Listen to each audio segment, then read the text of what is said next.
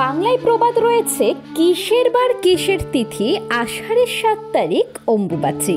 হিন্দু ধর্মের একটি বিশেষ উৎসব হলো অম্বুবাচী। লোককথা অনুসারে আষাঢ় মাসের মৃগশিরা নক্ষত্রের তৃতীয় চরণ শেষ হলে ধরিত্রী মাতা ঋতুমতী হন। এই সময় পালন করা হয় অম্বুবাচী। হিন্দু শাস্ত্র মতে অন্যতম গুরুত্বপূর্ণ তিথি হলো এই অম্বুবাচী। আসামের কামাখ্যা মন্দিরে এই অম্বুবাচী উৎসব উপলক্ষে বিপুল জনসমাগম হয় প্রতিবার। সেখানে এই বিশেষ পার্বণে বসে মেলা। অম্বুবাচী স্থানভেদে বিভিন্ন নামে পরিচিত। কোথাও অমাবতী তো কোথাও রজ উৎসব নামে পরিচিত। হিন্দু ধর্মীয় মতে এই অম্বুবাচী ঘিরে নানান শাস্ত্রমত প্রচলিত। চলুন দেখা যাক 2024 সালে কবে পড়েছে অম্বুবাচী। 2024 সালে অম্বুবাচীর প্রবৃত্তি অর্থাৎ এই তিথিক্ষণ শুরু হবে 22শে জুন। তার ঠিক 3 দিন পরে এই সময়কাল শেষ হবে। 22শে জুন থেকে 25শে জুন পর্যন্ত কোন সময়ক্ষণে অম্বুবাচী শুরু হতে চলেছে চলুন বলে দিন। এই অম্বুবাচী উৎসব ঘিরে বর্ণিত রয়েছে বহু কাহিনী, রয়েছে বহু আচার অনুষ্ঠানও। তবে চলুন জেনে নেওয়া যাক এর তিথি। 22শে জুন অর্থাৎ 7ই আষাঢ় সন্ধে 6:31 পড়ছে অম্বুবাচী তিথি, আর তা শেষ হবে 10ই আষাঢ় অর্থাৎ 25শে মে রাত 1টা গতে। প্রসঙ্গত এই অম্বুবাচী তিথিতে কামাখ্যা মন্দিরে বিশেষ পুজো পালিত হয়। এই শুভক্ষণে মন্দিরের দরজা কিন্তু বন্ধ থাকে। এই সময় কোনো শুভ কাজ করা নিষিদ্ধ করা হয় এবং করা হয় না কোনো কৃষিকাজও।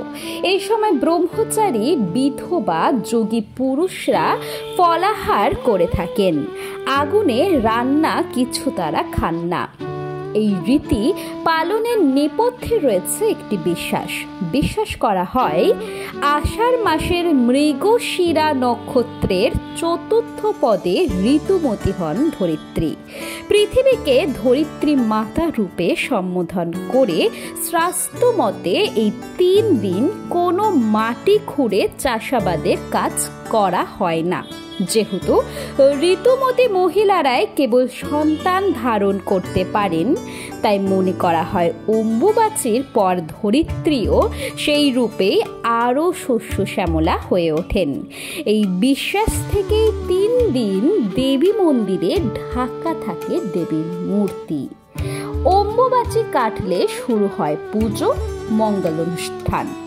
অন্যদিকে ধরিত্রীর ওপর কাঠ চাপিয়ে আগুন ধরিয়ে এই সময় করা রান্নার পদ মুখে নেন না বহু যোগী পুরুষ, সন্ন্যাসী, বৈধব্যে থাকা মহিলারা।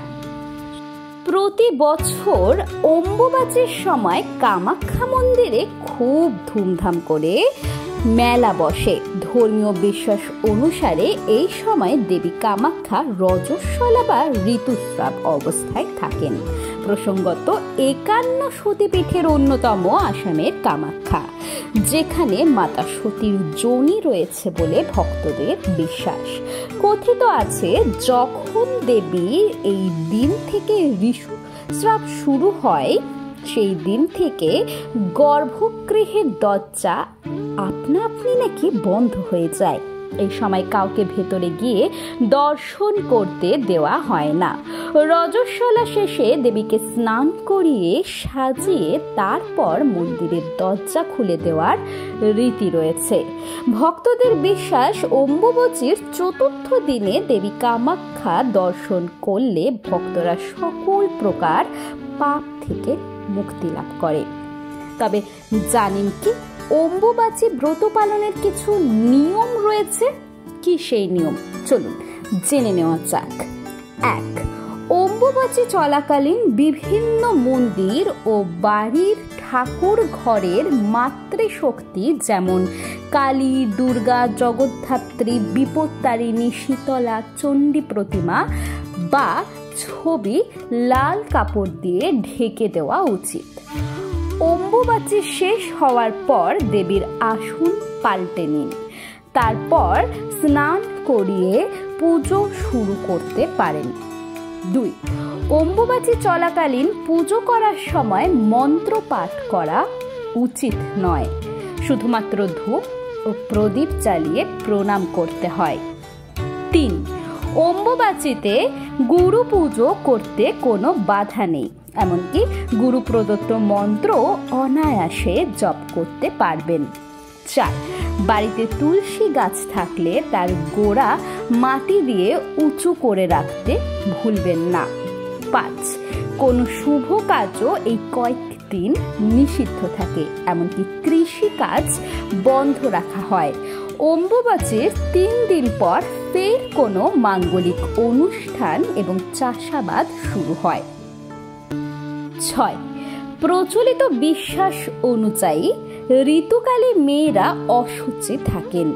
একইভাবে মনে করা হয় পৃথিবীকেও এই সময় অশুচি থাকেন। সেই জন্য এই 3 দিন ব্রহ্মচারী, সাধু, সন্ন্যাসী, যোগী পুরুষ এবং বিধবা মহিলারা অশুচি পৃথিবীর ওপর আগুনে রান্না করে কিচ্ছু খান না। বিভিন্ন ফলমূল খেয়ে এই 3 দিন কাটাতে হয়। মনে করা হয় এই 3 দিনে গৃহপ্রবেশ, বিবাহ এবং অন্যান্য শুভ কাজ করা উচিত নয়। অম্বুবাচীতে দেবীর মূর্তি বা পট কখনোই স্পর্শ করা উচিত নয় বলেই মনে করা হয়। অম্বুবাচীতে গুরুর পুজো চালাতে পারেন। আশা করি আজকের ভিডিওটি আপনাদেরকে অনেকটাই সাহায্য করবে। ভালো থাকুন, সুস্থ থাকুন।